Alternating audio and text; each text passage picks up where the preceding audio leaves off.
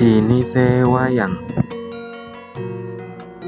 Wayang kulit utawa wayang purwa ya iku pertunjukan boneka saka kulit lembu sing dipahat lan diwarnai. Wayang jinis iki biasane ana ing Pulau Jawa, Bali, Madura utawa Betawi.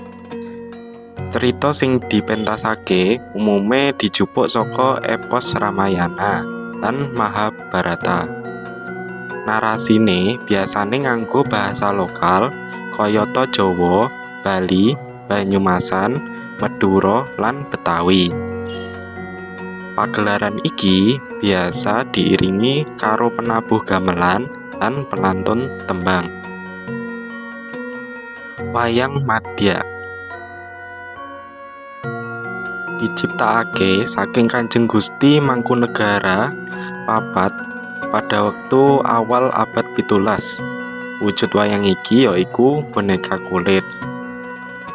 Cerita sing diangkat saka pagelaran iki yaiku tentang Pandhawa sakwise perang Baratayuda.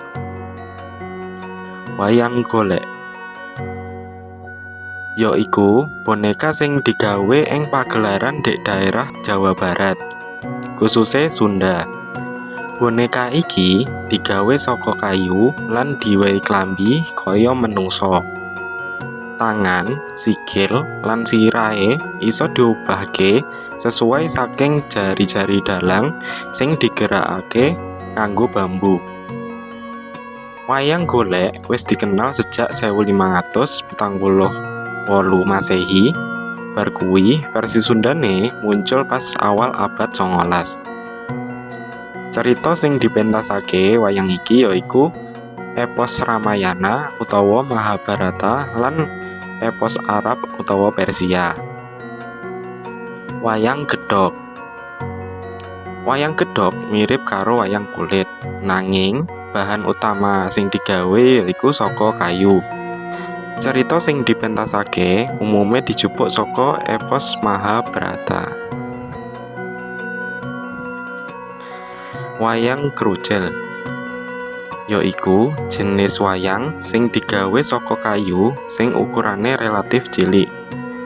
Lengen saka wayang iki isa diubahake oleh dalang. Cerita sing dipentasake jenis wayang iki dijupuk saka epos Damar Wulan.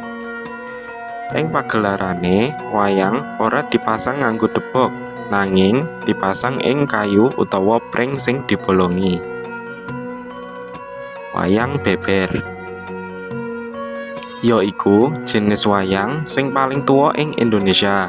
Dikenal sejak zaman Majapahit, wayang iki nganggo lukisan ing gulungan lontar utawa kertas. Tiap-tiap gulungan isine adegan sing diceritakake. Cerita sing dipentasake dijupuk saka epos Panji. Wayang Sadat diciptakake saking Suryadi Warna Suhardjo ing taun 1985. Beliau niki seorang guru matematika saking SPG Muhammadiyah Klaten. Wayang iki terdiri saka 100 buah boneka kulit lan biasane digunakake gawe keperluan dakwah Islam. Wayang Wahyu yaiku media dakwah sing diciptakake taun 1957 oleh Timoteus Marji. Cerita sing diangkat yaiku Kitab Perjanjian Lama lan Kitab Perjanjian Baru. Jumlah total wayange iso sampe 250 buah sing digawe saka kulit. Wayang Kancil sesuai karo jenenge, wayang iki nyeritakake tokoh kewan lan si kancil digawe sebagai pemeran tokoh utama. Boneka kewan-kewan iku digawe saka kulit. Pagelaran iki ditargetke kanggo anak-anak lan durasine pagelaran rata-rata antara 60 menit sampai 120 menit.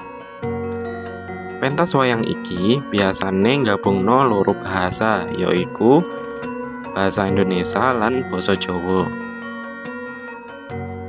Wayang Uwong yaiku pagelaran tradisional sing pemerane ora nganggo boneka, melainkan nganggo wong asli.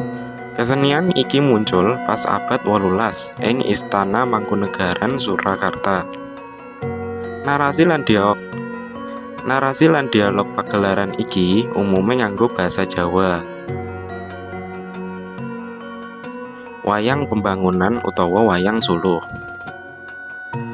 Terinspirasi saka wayang kulit, wayang jenis iki diciptakake nganggo keperluan penyuluhan.